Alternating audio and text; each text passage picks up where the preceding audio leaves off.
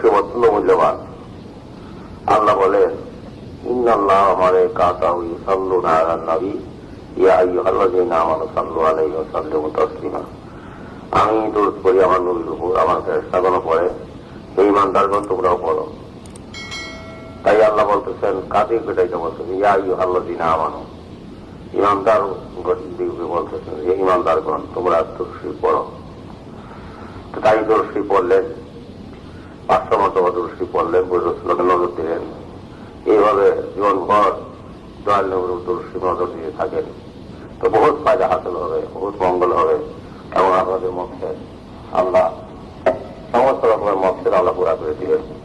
সমস্ত মেয়েরা এখন যারা তরিকাভুক্ত আর তরিকা বিভাগ থেকে বাকি রেখে থাকেন, সমস্ত আইসা কিছুক্ষণ আপনারা জেকের আজকার করবেন। নিজেরা জেকের আজকার না করলে দেল সাফ হয় না, দেল পরিষ্কার হয় না। ওই কাজে নিজেরা ফয়জ হবেন এবং জেকের আজকার করবেন। সকলেই একজন উসিলা ধরাবেন, উসিলা ধরিয়া ফয়জ ওখানে শিক্ষা দিবেন এবং তরিকতের ঠিক মতো জেকের আজকার শিক্ষা দেন। তাহলে দেশ যেভাবে আল্লাহ জেকের জারি হবে, ঠিক আমল নামা তৈরি হবে। দুনিয়া থাকতে আমল, নিজের আমল নিজে পরিষ্কার করেন, নিজের আমল ঠিক মতো তৈরি করেন, তবে কবরে আর কোন চিন্তা করা কারণ থাকবে না। কবর হইলে পরপারের প্রথম মুকাম, সেই মুকামে যাওয়ার সঙ্গে সঙ্গে আপনার আমল কর্ম শুরু হবে। আপনি কি করে গেলেন দুনিয়ার থেকে, সেটা কবরেই তার জবাব দিতে হবে।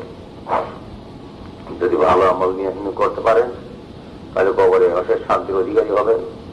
আর যদি ভালো আমল না করতে পারেন তাহলে কবরের থেকেই আপনার দুঃখ শুরু হবে। এই দুঃখ আর পুরাবে না। কবর, হাসর, মিজান, পুলসেরা, জাহান্নাম অত বেহেশত আর জাহান্নাম, এই পর্যন্ত আমার দুঃখ চলতে থাকে। আর যদি ভালো আমল নিয়ে আমল তৈরি করতে পারেন তাহলে কবর, হাসর, পুলসেরা এবং বেহেশত সবখানেই আমাদের সুন্দর ফল আপনি লাভ করে থাকবেন। অশান্ত, অশেষ শান্তির অধিকারী আপনি হবেন। আপনার আর কোনো দুঃখজনক থাকবে না। তাই সকলে এসে বসেন, কিছুক্ষণ জায়গায় আজকার করবেন, কিছুক্ষণ আপনারা আল্লাহকে ডাকবেন। চেষ্টা করতে করতে করতে করতে আল্লাহ হয়ে আল্লাহ থেকে জারি হবে, এতে কোনো সন্দেহ নাই। বিনা চেষ্টায় কোনো কাজই হাসিল হয় না। আমরা দেখেন সংসার নিয়ে কত কঠোর পরিশ্রম করতে হয়। আপনারা যে নিজের সংসার রক্ষার জন্য কত পরিশ্রম করেন,